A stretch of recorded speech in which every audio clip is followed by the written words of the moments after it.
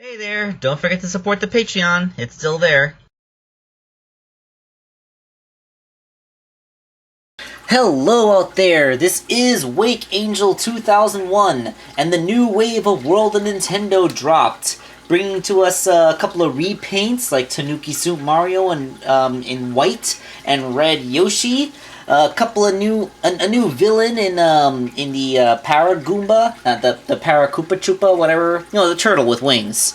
But there was one thing that I was particularly looking forward to, and that was, of course, Falco! World of Nintendo Falco. So, as you can see, just like with Fox, they decided to go with the Nintendo 64 model, which looks kind of weird because the shape of his beak makes it look like he's always looking up for some reason. Aside from that, it's actually a pretty good representation. I mean, we don't really see a lot of Falco outside of his R-Wing in the Star Fox 64 game, except in the cutscenes at the beginning and the end. So, this is just kind of a thing that we're not that used to seeing. For a quick comparison, let's put him next to his commander, Fox.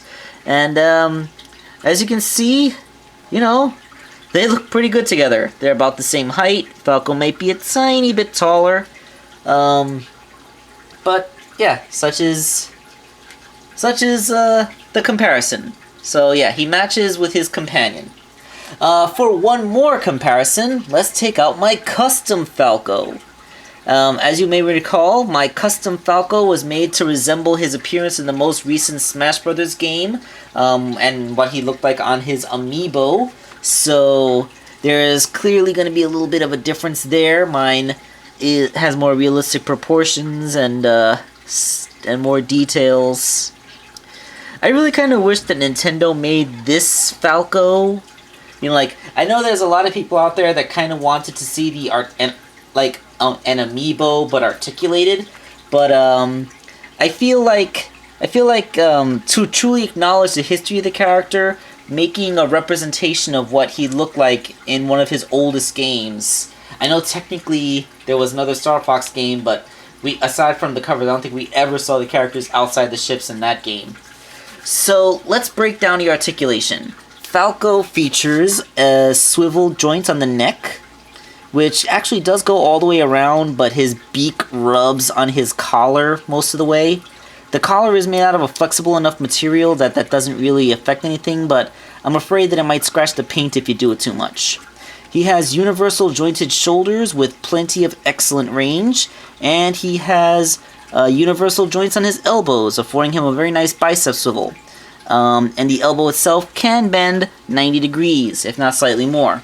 No wrist joint, but his hand is sculpted in an open palm kind of thing, unlike Fox's fists. This means that he can actually hold his tiny R-Wing accessory.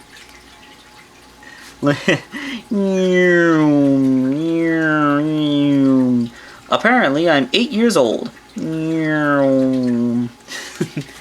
That's just kind of hilarious. Like the idea that you get a toy with their own toy. You probably saw he has a very nice waist joint. He does have the same ball jointed hips, but for some reason on mine, it feels like his left hip is restricted. It doesn't want to go out as far as his right hip does. I'm not sure if that's like a deformity in how it was cast. And because of the way the crotch is sculpted... Oh!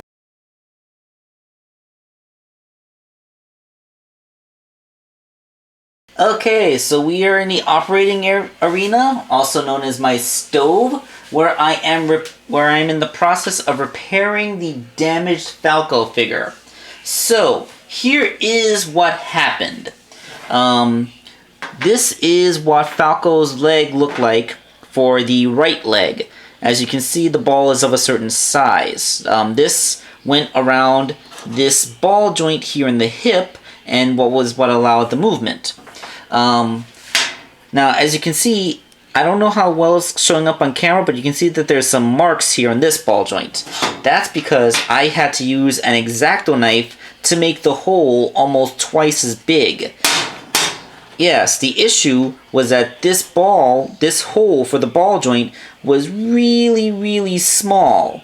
It was so small, in fact, that it was restricting the outward movement. It would only allow the leg to move in two directions, forward and backward, as opposed to, the full ball range. So I have expanded this hole so that it will have more room to move around the ball joint stem. As you can see, they are the same size and shape now. And I also glued that peg back in with very, very carefully applied crazy glue. I'm letting that set. While I was here, I also took my X-Acto knife and I took away some material from the crotch, hopefully freeing up a little bit more space so that the legs can go forward. I don't think I freed up enough to give him like a sitting articulation. I think I would have to remove most of this substance to do that, but I'm taking some baby steps here. I was planning on doing a similar modification to the Sheik figure to see if I could get it to do more realistic kicks, because, ninja. But, yeah. I do not know if this was a mold defect on my toy alone, or if this is a problem that all the Falcos share. Keep that in mind if you choose to get yours. I can't believe I managed to snap that. It could be because I'm a 30-year-old man-child and I'm significantly stronger than most kids are going to be. Just, go easy on that left leg. Don't try to... Don't try to, don't try to force it.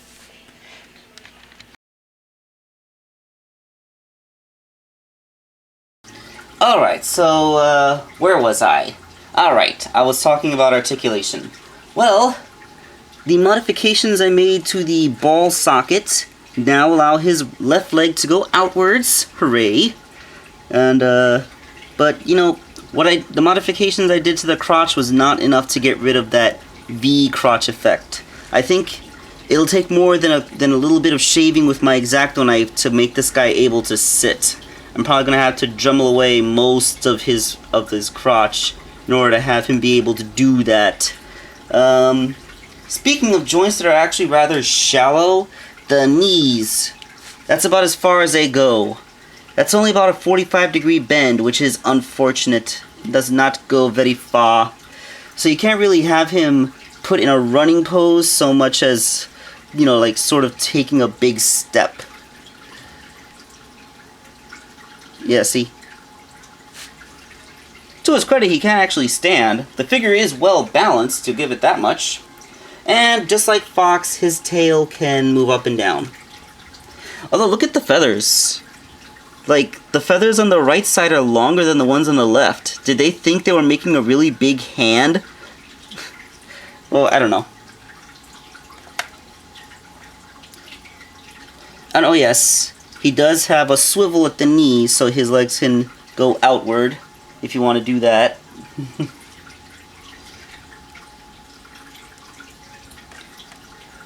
No ankle rockers. I would have liked to see ankle rockers, but his feet are nice and big enough that you don't have to worry about him falling. So that's Falco, based off the N64 model, of course. Like I said, a Star Fox action figure series probably would be cooler if they were made accurate to their appearance from the Smash Brothers series, especially the most recent one, so that they would just look like big articulated amiibos. But